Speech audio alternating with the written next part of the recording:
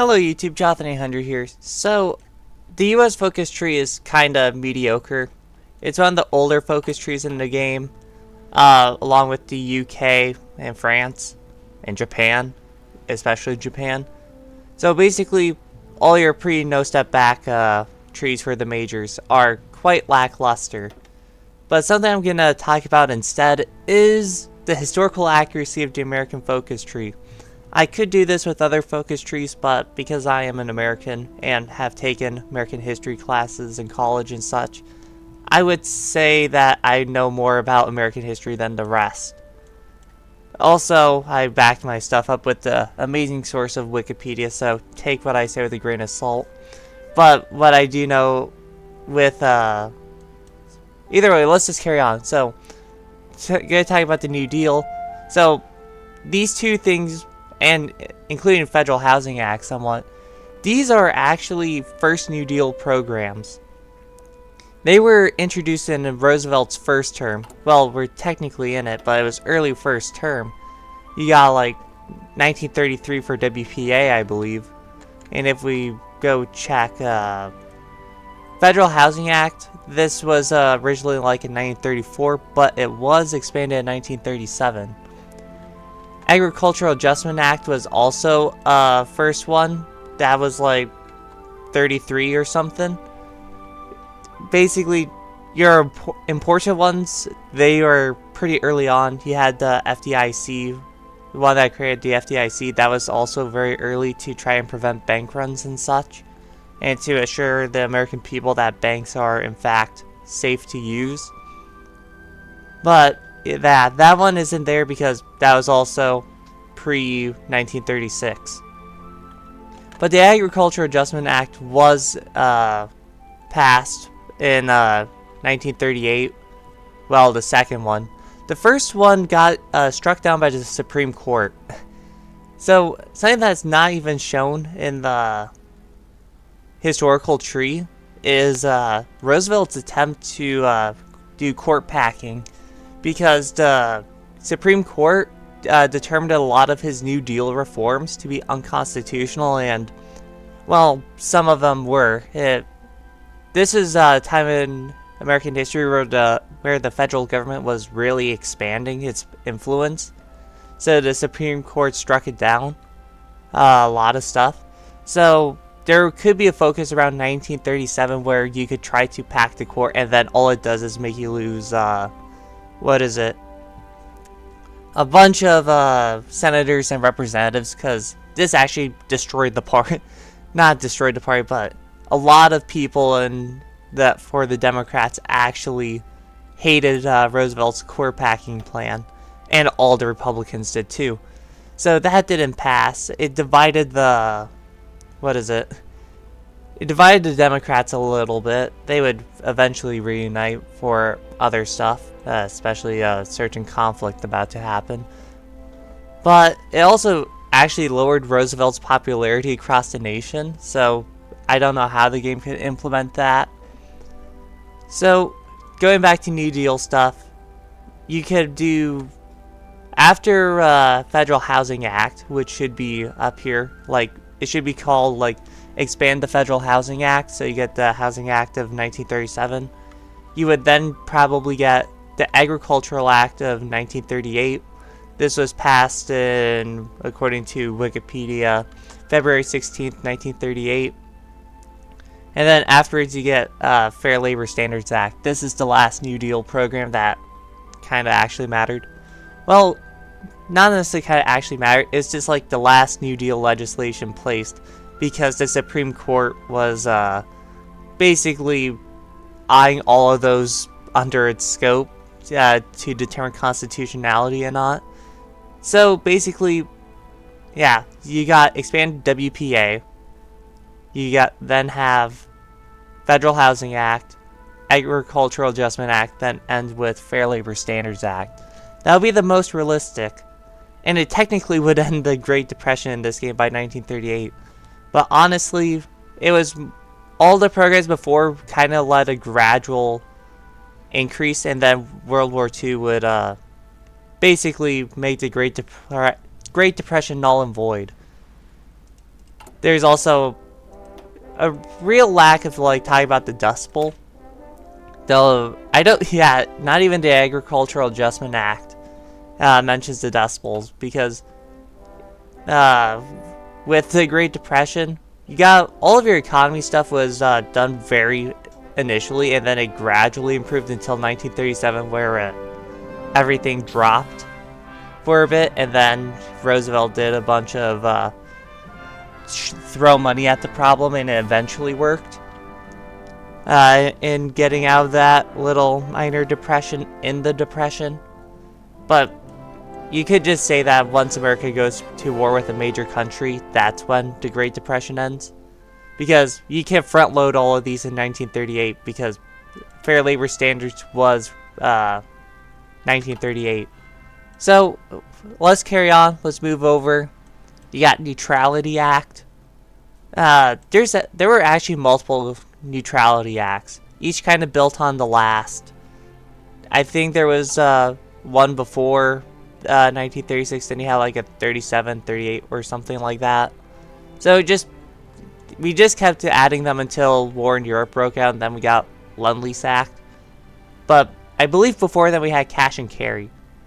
So theoretically, you could make Neutrality Act give you a bunch of decisions in this menu that you can click every now and then to simulate that there were multiple Neutrality Acts passed.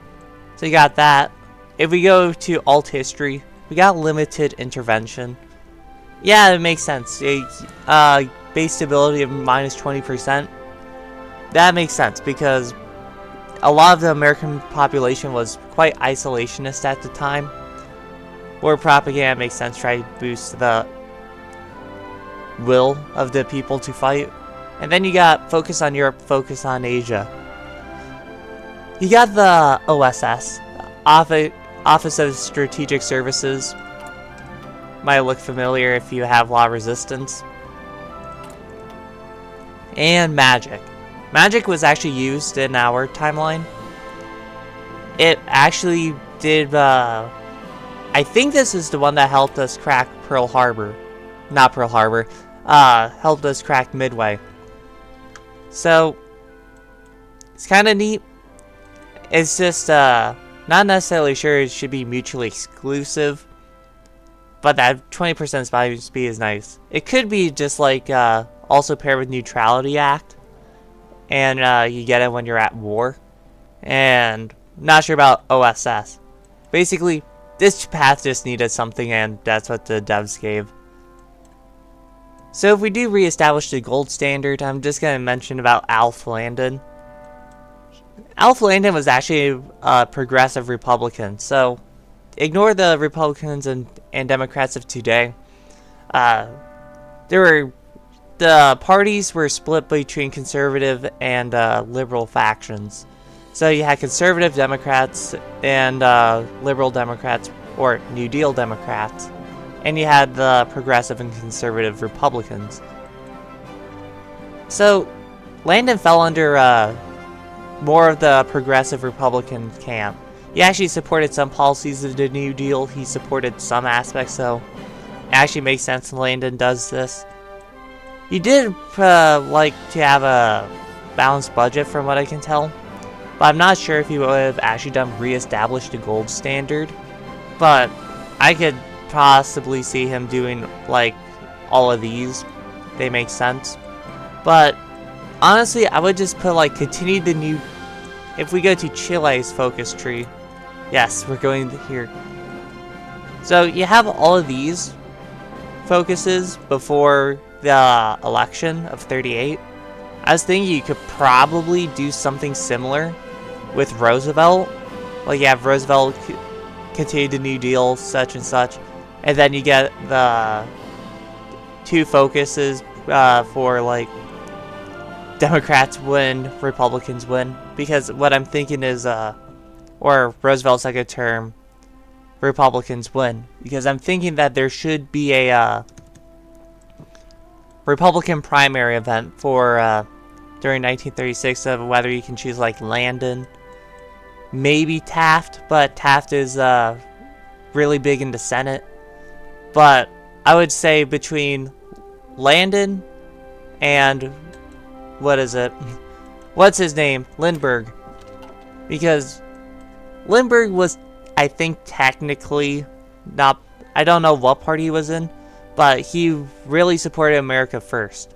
And Landon did not. He actually went after America first somewhat. So, let's say you can do Landon, then you can do America first, do all of this stuff. And I'm not sure if he would have allied with the Silver Shirts or he actually would not have done War Powers Act, because his whole thing was, we stay put, we do nothing, let Europe blow themselves up. Yeah, if he does ally with Silver Shirts, you can get all that stuff and then have your alternate history.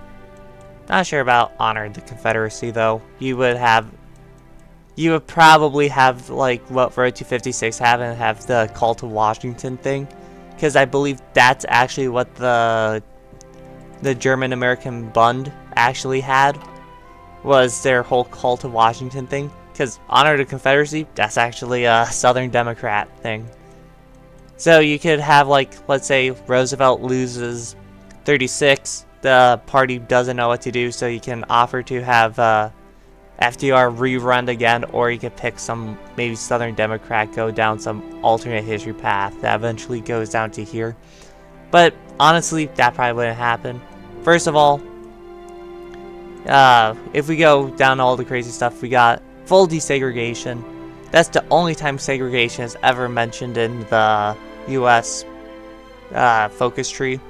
Not sure how else to add it, because Paradox likes to be safe with their games. It's like, we don't mention certain things that happened in this country. Is there anything about it? No. Can you do bad things? Yes. Does it say that they did bad things? No, because international law and such.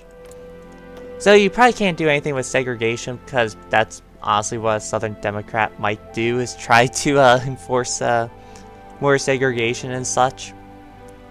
But we don't do that. That's bad.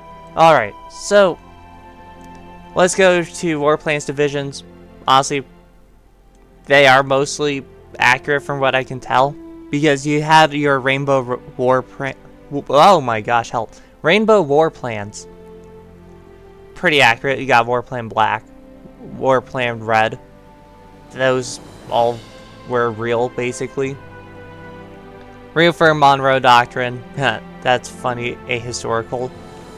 Though there was a good neighbor policy, and basically said that we will stop interfering with governments as often as we did. We still did it a lot-ish. Funny Cold War stuff later. So, either way, mostly fine. Please make some of these 35 days, please, like, holy smokes. Alright, War Department. Pentagon, that will be built eventually. Air War Plans, Air Support, Strategic Bombing. This is actually a pretty decent, mutually exclusive focus, because you can make the Air Corps, expand the U.S. Air Corps, or make the U.S. Air Force. That makes sense. Something that does bother me, however, is the mutually exclusiveness between Tank Destroyer Doctrine and main battle tanks with Detroit Arsenal. There you go. Detroit Arsenal, this is your factory that basically produced all of your Shermans, just pumped a crap ton. So I believe the closest thing to this is like Daimler-Benz in Germany. Well, not historically, I'm just talking about in-game. Because if I believe it's the same thing as Daimler-Benz. Standardized production. They got more stuff because Germany, of course Germany does. So, go back to the US. These should be available at game start, in my opinion. And then we can keep the mutually exclusive, as in, hey, you get more buffs, you get access to a unique MIO trait. And then I'd be fine with that. And also, America clearly needs more Shermans. Because also medium tank manufacturer, I don't believe this actually helps with modern tanks, so screw you if you're a Patton. Try and build a M47 Patton, M46. there were multiple patents. And I believe you can only do it with the fast tank designer. So, oops. Also, we basically have two similar. So this one gives you, what is it? More stats, less defense with Chrysler, and this one gives you 5% production output, but so does this, so why would you honestly ever do Army Ordnance Department? Okay, there you go, there's that, but you also got that, so does it really matter? Does it really change anything? No, these should be available at game start. These focuses then can still do their plus 2 sizes, maybe unlock MIO trace like I said. 2 Ocean Navy, this seems mostly fine from what I can tell. America did do unrestricted submarine warfare, and whoever was Carl Donuts' lawyer probably got a massive raise or something, because he managed to get Donuts off the death penalty because he simply went, so you're trying to say we committed war crimes? Well, you did the exact same thing, so why should we be punished differently? Somehow it worked. So let's just go back to here. So all of these make sense. Arsenal democracy, that works. But I would say what you could do with trying to like fix the Great Depression is, well, I just want to say split New England up into all of its states so you have more building slots.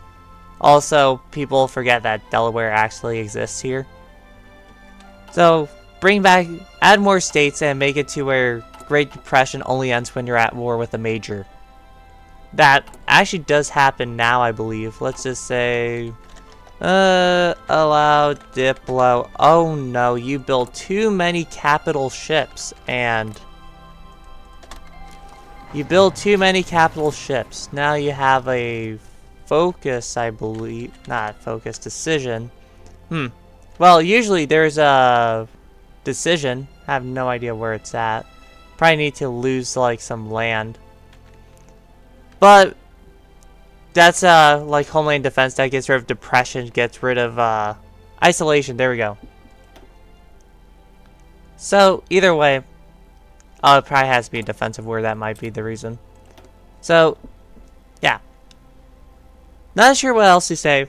These could remain 70-day focuses. The thing with the U.S. is there probably should be some decision mini games. Well, not like card games like TNO or Kaiserreich, but just stuff to do in the decision screen as you're waiting for the game to continue. Maybe some 35-day focuses for political stuff. You could do the court packing wackiness that has like a 10% chance of actually helping you and 9% chance of just blowing your leg off politically. But otherwise, yeah, just give more flavor, give more 35-day focuses, maybe make the bonuses less, but so you have more stuff to do and click around.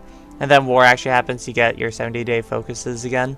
Maybe some decisions like have a fleet stationed at Pearl Harbor, gives Japan debuffs, but would give Japan like a war goal. AKA the original Pearl Harbor Gambit focus for the United States. That was funny. Japan actually could not go to war with the U.S., I believe, until there was a fleet station at Pearl Harbor and America does the Pearl Harbor Gambit focus. So I just find that a little funny. So, I've rambled long enough. So, thanks for watching. Be sure to like and subscribe. You know the deal. And this is Jonathan 800 signing out.